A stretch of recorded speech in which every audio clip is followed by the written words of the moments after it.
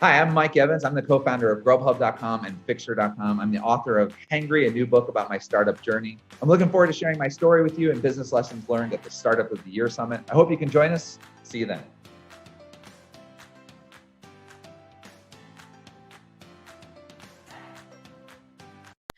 Hi, I'm Kara Golden, and I'm the founder and CEO of Hint, and I'm very excited to be chatting with you not only about building Hint, but also about my new book, Undaunted. Very, very excited at the Startup of the Year Summit. So very excited to know that you're going to come and listen and have a great time. Thanks.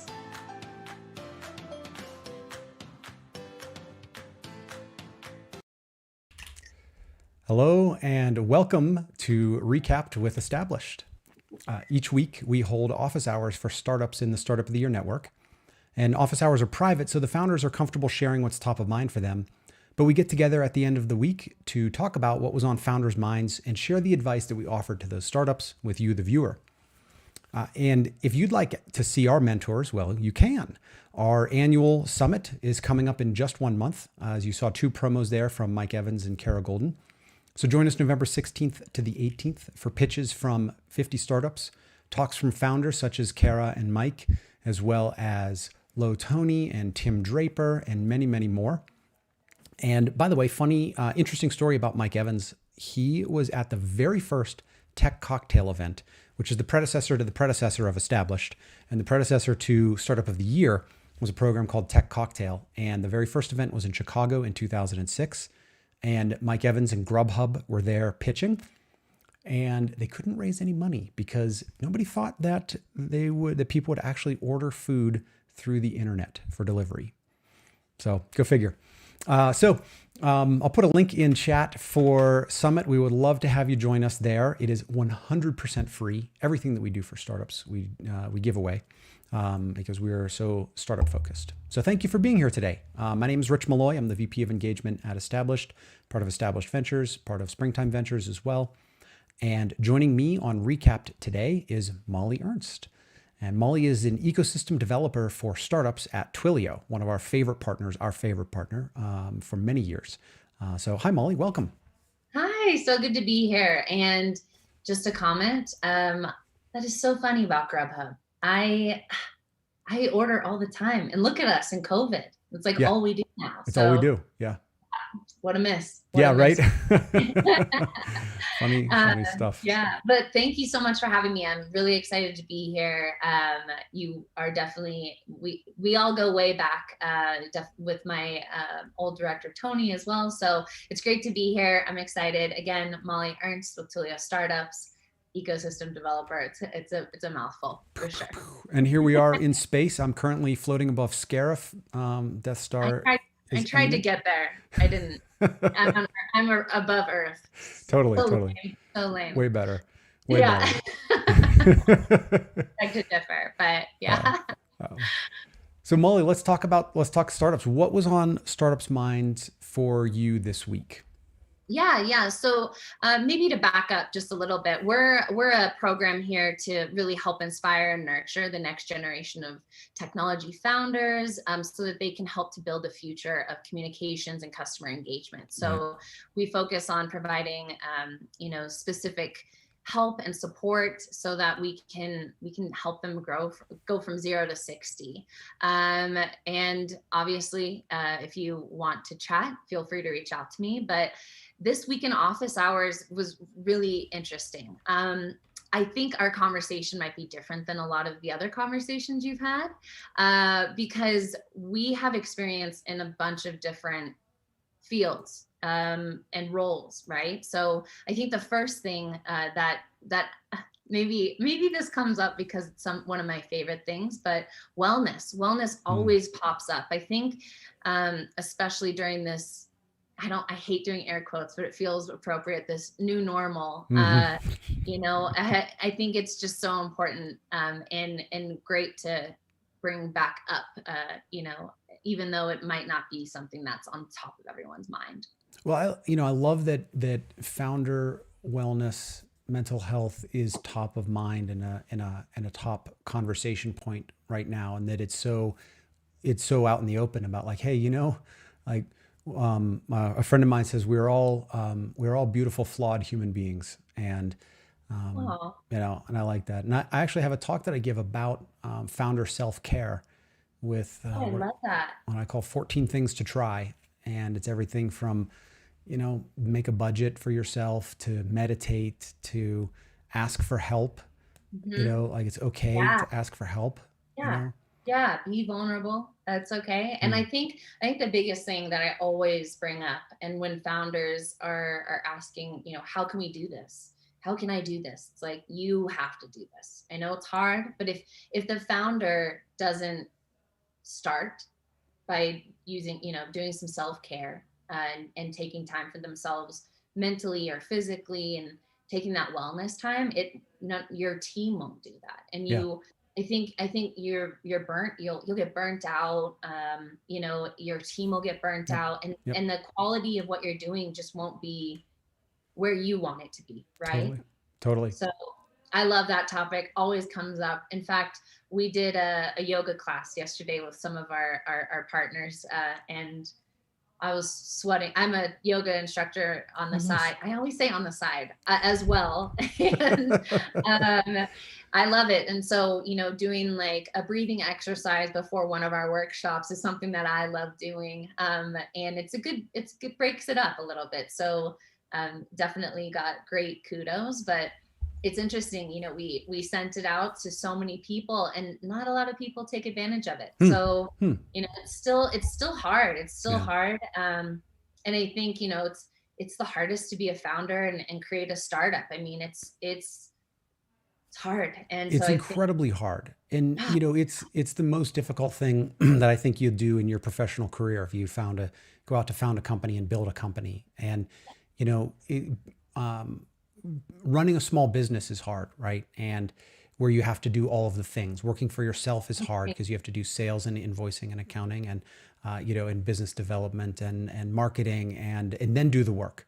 And even if your work is sales and marketing, you still have to do the marketing for yourself. But for a startup, you do all of that. Plus you have the additional pressure of,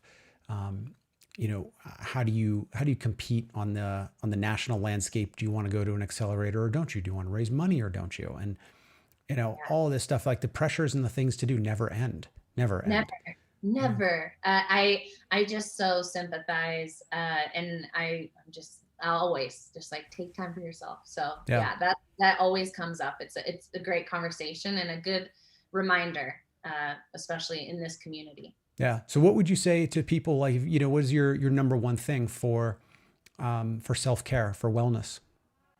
Oh, that's great. I think the biggest thing, especially during this time when we're all virtual, like I find myself where, you can't tell because I'm in space, but I'm in my 1-bedroom apartment, and I worked until 10 p.m. last night. That's definitely not the healthiest thing, but I think a lot of us are doing that now, especially founders. Like I've talked in my office hours, with people who were in EMEA and they were working, at 7. And I said, all right, well, hopefully I'm your last meeting. And they said, no, we'll be working until 10. Yeah. So I think it's right now is important to block off time for yourself. Yes. Yes. And to honor it. Because I think a lot of the time we add the blocks. I mean, I have a lunch block.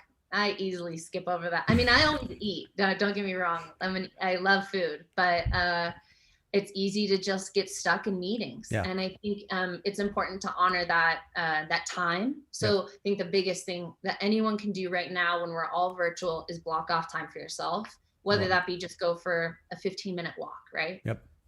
I love it. There's a great video called 23 and a half hours. And, it's, this one thing reduces stress levels, reduces depression levels, reduces speeds recovery time after surgery, reduces problems and side effects from for diabetics and all of these things, and on and on and on and on and on. And the thing is, go for a walk for 30 minutes. Walk for 30 minutes. And so the video is called 23 and a half hours because you have 24 hours in the day. Spend 23 and a half hours doing everything else, spend 30 minutes walking.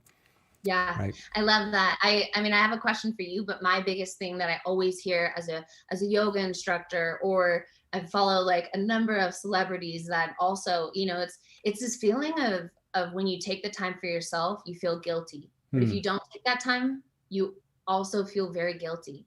So it's, you got to make the time for yourself. Yeah. Because everyone around you will benefit, including yourself. So like your family, your loved ones, your company. But you mentioned the 14 ways, the 14 wellness. What's your favorite one?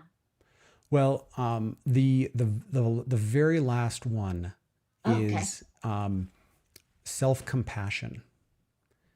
Love that. And this is something that it can be hard, right? We're all pushing ourselves, and we're all can be hard on ourselves. And I certainly am hard on myself. And but none of it works if you can't have compassion for yourself.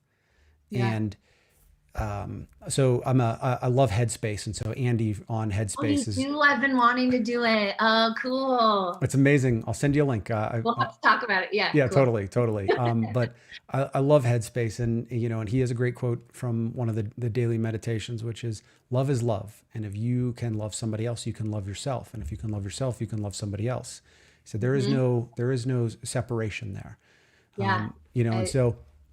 So, the other thing with self-compassion is that it enables you to learn and move on from your mistakes, right? So instead of having like a giant Death Star looming behind you, right? That's like this, I made this giant mistake, and so I'm never going to do this thing again. It's like, no, you know what? I made that mistake. I'm going to forgive myself for that mistake, and I'm going to learn from it, and I'm going to move forward. But if you can't learn from it, then you're stuck with that for the rest of your life. And I've had things that I held on to for 20 years, and it took me a while to let go of. And I've had things that I was able to let go of very quickly, and forgive myself, right? And it comes down to that self-compassion. So self-compassion is my number one. Oh yeah, I love that. Just like on a friend note, and then we can move on, because you and I could talk about this but for literally the rest of the time. I love this topic. This is what happens in my 15, 20-minute office hours. And I'm like, let's schedule more time. Yeah. But I think it's important, would you ever say the things you say to yourself to your loved ones? I think if you put it in that way, that's good. You're so hard on yourself, like anyone, right? Yeah. We're all our worst critics, our hardest critics. So I think I always think about it in that way. I'm like, I would never say Molly. I would never say that to my best friend or my mom or anyone. It's a good thing to be aware of that. It's hard. It is good stuff. I think we could keep going. So I'm gonna pivot and talk about more business stuff. Let's do it. Office hours. Yep. And we should definitely do a talk on this another time. You're giving me so many ideas. But I think another topic that always comes up is we don't necessarily always focus on like how to I mean, we do in pitches, but at scale we're a small team and we're servicing so many startups. So we really want to figure out what they're working on currently, how we can help. And I think a lot of times these topics come up about, you know, customer discovery and how they can engage with their customers. Obviously, Twilio, we're a customer engagement platform, a communication engagement platform. So it makes sense that our conversations go this way, but we also come with this approach of trying to identify, you know, their persona of who they're trying to speak with or who they're trying to help solve problems for.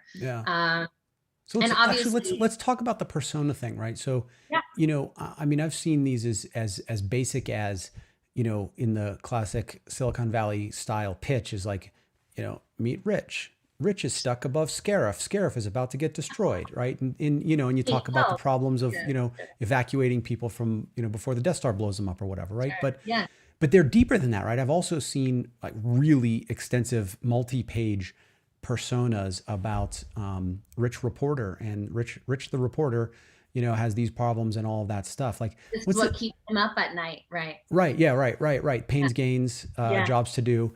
What's an easy way for a startup to get started developing that persona? Because I do believe that it's absolutely critical to go out and win those customers, especially those beachhead customers, to start to understand, you know, do you have product market fit and show that. So how does startups get started with what's the right level to get into, from the pitch level that's way down here to like the IBM, you know, 3-page report that's up there? Sure. And I think that's where we come across these conversations, because a lot of the founders, they obviously want that enterprise, right? But it's also easier to get the buy-in and start the relationship with someone who can, you know, be the decision maker and use the product as well, right? So I think that's important. I think it's hard when you don't have, you know, customers or revenue coming in. So it's hard to pick this out. But I think what you've created, you have an idea of who it solves for, or you created this for someone. I think where I tell people to focus is to really talk with that, you know, adopter, with the people who are using their product either as a beta or, you know, their network or their investors, and really sitting down with them and interviewing them. It's not scalable at all, right? Like as you scale as a company, that's not what you're going to be doing. But I think investing the time to see, okay, what's the reason why you would buy this product or invest in this product? What are the reasons why you wouldn't and go with our competitors or not choose us at all? Maybe there's no competitors in the space and you're new to market. I think just interviewing, understanding your customer and who that persona is. I mean, obviously, like the in-depth persona identity is huge. And our company, when we were SendGrid, we invested a lot of money in that and identified these different personas. We had personas all over the company on the walls. We knew who we were talking to. That's cool. It's cool. It's cool. But at the same time, that was a lot of money. There was a lot of money thrown into that. And I think sometimes our own marketing team finds a lot from just sitting down with our startups who are trying to build on Twilio and figuring out what's missing, what should be prioritized. And I just think that's really similar to a startup that is trying to figure out in their sprints, you know, their engineering sprints, what they should prioritize. Because as a founder, I think you can get kind of tunnel vision. So I think that's important. We obviously have a document that kind of gives you a persona outline to just help you start kind of practicing this. Really? Yeah, which I can definitely share. I have to go dig it up, but and I don't want to mess up my view, but I will definitely share that with you. And that's something we do in a lot of our mentoring. We'll sit down and kind of walk through because I think a lot of when we talk with founders, they have an idea of the persona. Right. So they say, yeah, we have a persona. Yeah. And then we sit down with them and then we start walking them through this and they're like, oh, maybe we were a little off. So, and even if, correct me if I'm wrong here, right? But even if your persona is a mid-market, insurance agency, right? For example, like let's get really specific. You still need to pick, who do you sell to there? Are you selling to the CIO? Are you selling to the broker or the agent on the floor? Sure. That's picking up the phone. Are you selling to the CEO? Are you selling to the CMO? Like, who buys your product, right? And I think in addition to that, who buys, who uses, and how do you communicate with both? Like the way you communicate with the CMO versus the marketing specialist who may be using your tool. I'm just using these titles in here, placeholder. But the higher executives, they're what keeps them up at night is ROI, cost saving, right? The time. And I think for the individual contributor, it is, is this tool going to make me the magician of the group? Is it going to make me get that next promotion? Is it going to save me time? All that kind of stuff. There's the way that you communicate with different roles is also really important. And like you just said, you could have personas. You could define personas for so many people, right? Yes. It gets a little overwhelming. I think just speaking with the people who are actually buying into what you're building, that's where you're going to find the really meaningful conversations and like what will help you, create your roadmap or figure out what's missing in your tech stack to increase that, engagement or along the customer journey, whatever it might be. Yep. I love it. Are you familiar with the value proposition design book by Strategizer? No, I'm not. This is something I recommend to founders all the time when we're talking, and I haven't said personas, but I'm going to put a link for that in chat as well. And so Strategizer is like a big name consulting company, and they've I don't think they created the business model canvas, but they've done a ton of work around lean startup consulting, lean methodology consulting. But Value Prop Design is one of my favorite books. I was actually turned on to it through Boomtown Accelerator in Boulder. Wow. It's an amazing book, and it's written like a workbook. And so it's not a textbook, it's a workbook. And you go through and there's exercises to do to understand who your true customer is and to interview them and to run experiments to find out what their pains, gains, and jobs to do are. Yeah. Right. And so, will be kind of the next level. I would love to get your worksheet too. Let's do. I wrote it down. I wrote down design book strat. I don't know I don't know if you shared it in this chat, but definitely. And I wrote down share my persona doc with Rich. Awesome. I will definitely share that with you. And I think it's really. I mean, Jeff Lawson, our CEO, talks about this all the time. We have a ton of, we call them the Twilio Magic, right? And there's a ton of pieces to this, and one is wear the customer's shoes. And so we have these. He's hilarious. We have our customer's shoes physically in the SF office. So it's this inside joke, but it's so valid, and I think just understanding where your customers are.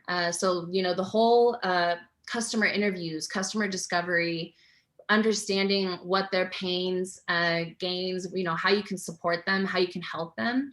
And then additionally, just figuring out how to communicate with them. Yeah. Right. So it's huge. Obviously awesome. We're a communication platform, so that's usually where our conversations go. But with that, I think my other points around this, I took a few notes, but during the office hours, because it always comes up is just talking to your customers at the right channel, at the right time, with the right message. And I think that this is something that a lot of so now we're not talking about gathering information, we're talking about getting the information, in Yeah. in front of your customers. Okay. Exactly. Yeah. So kind of the reverse, right? Mhm. After you understand what they're looking for, I think it's more figuring out the journey that they want to be on with you, if that makes sense. You need to get them Right. the right piece of information at the right time in order to drive action.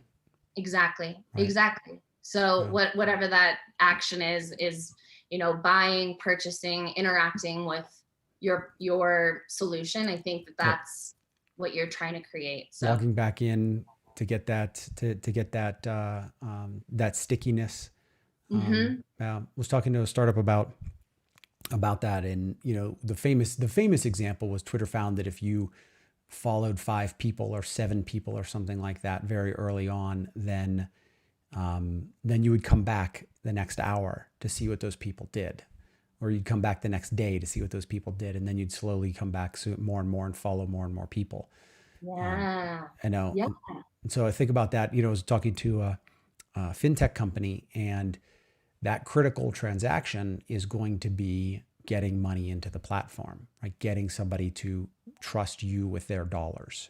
And how do you the sooner that you can get somebody to fund that account, the more the more sticky that account becomes. And I've even seen this with portfolio companies with bigger fund amounts, that if somebody signs up for an account and doesn't fund it, they're likely going to pull that money back out at some point. Yeah. But if somebody signs up for an account and funds it and conducts a transaction through it, they're gold. They're just going to keep putting more and more money in. And so, understanding those critical steps, that at step 1, it's a 50% fall off, but at step 2, it's a 10% fall off or a 5% fall off. Right. And I think obviously, like even going back to the beginning of our conversation, it's hard to also consider this in everything on your to-do list, right? Yeah. But I do think as a founder, this is important for you to understand, so that you can prioritize internally. Yeah. On your like I said before, like on your product roadmap or whatever it's next or new, adding the newest feature. Is that feature even wanted or needed? Right. Right. I think that's a lot of the time of what I see, is adding features like, cool, I don't need that. I wanted this other thing. When are you gonna have that? So that's really interesting. I do think sometimes this stickiness type of thing, it's hard. And I don't mean to move us. I always do this. I always hop around. It's not like I this is even how I have conversations with friends. So I apologize. But it's all good. I think it kind of goes into my experience with sales. Like I have a background in sales, and we would always talk about, I was on the SendGrid sales team before we were acquired by Twilio. And we always talked about how it was really hard to go outbound to companies and try to be, say, hey, why don't you, it's essentially like going up to someone at their home and saying, hey, all the piping under, the piping under your home, it's, it's rusting, I'm sure.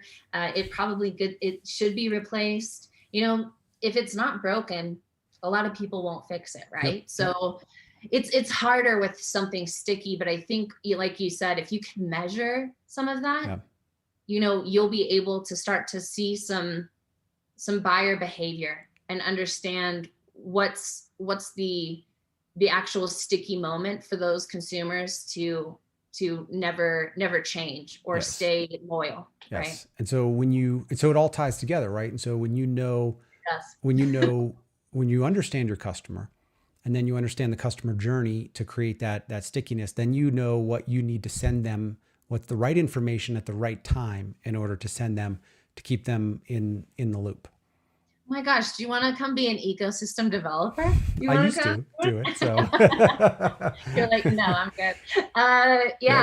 That is exactly, that's like where I try to kind of guide founders. And it's hard because I think as a founder, like we said before, you're juggling so many things. So to also take this different perspective on in a 15-minute office hour meeting. It's hard, but you know, we're here to support ongoing. And so a lot of these conversations are just kind of very, very high level, very just, you know, very, very short. And I think it's a much longer conversation. And that's why we're here to kind of support during that, not just with Twilio or with SendGrid credits. We're here to support on the journey, right? The journey of the founder. Well, it's something that, you know, we've always appreciated. I've always appreciated about SendGrid and now Twilio too. And so, So we should probably wrap up here. We're a little bit past half past, but that's fine. It's always fun to go over. I love going. We could have definitely talked about wellness this whole time. We could have, for sure. Yeah. I don't know. I'm giving a talk during the Startup of the Year Summit, shameless plug, November 16th to the 18th. But it's not on founder wellness. It's actually on the psychology of fundraising. But okay. Which is a fun one. I can't wait to see that. I have the time blocked off on my calendar. So awesome. Yeah. Awesome. I can't wait. Yeah. And I think our goals of, obviously 2021, we're in planning strategy right now, and everyone on our team loves the wellness topic. We love it. So it's great. Well, I'm definitely already like, how can we loop Rich in? Let's figure this out. So we'll find a way to make sure that founders have got the resources, not only from a connection standpoint and from a financing standpoint and from a communication standpoint, but also from a self-care standpoint, that they have the resources that they need to succeed. And my passion is supporting startups because I want to see all of this, all of these technologies in the world, startups and small businesses, net new job growth comes from small businesses, period. And we're both in this space in order to support that growth and foster entrepreneurship. So fortunate to be in these roles. Yeah, this is awesome. And the office hours are I always am exhausted after it, but they're so inspired. I'm inspired. I leave and I'm just it's great. in awe. It's amazing. Yeah. Well, we're grateful to have you as part of the Startup of the Year program. So thanks for having me. Yeah. And so Molly, if folks are looking for you online, where can they find you? Yeah, you can. So there's a couple of places. We are relaunching some things in the background, but if you want to apply for our program, you can go to twiliostartups.com. You can find me at mernst@twilio.com. That's my name, Molly Ernst. I don't know if they can see this. Yeah, it's pretty small down there. It's small, but MERNST, very German. And we also have our events on Crowdcast. So I can share all of this with you. We're on Twitter as well. So Twilio Startups on Twitter. And we're here to help. So feel free to reach out. Doors open. Awesome. Excellent. Thank you, Molly. Thank you. Thank you so much for everything. Yeah. And thanks everybody for tuning in today. It's always great to recap office hours with you all. If you want to be part of the Startup of the Year Network, you can. Applications are closed right now, but we have our summit coming up in 2 weeks, est.us/summit 2020, as you see down there in the corner of the screen. So thank you everybody for joining us today, and we'll see you next week. Thanks.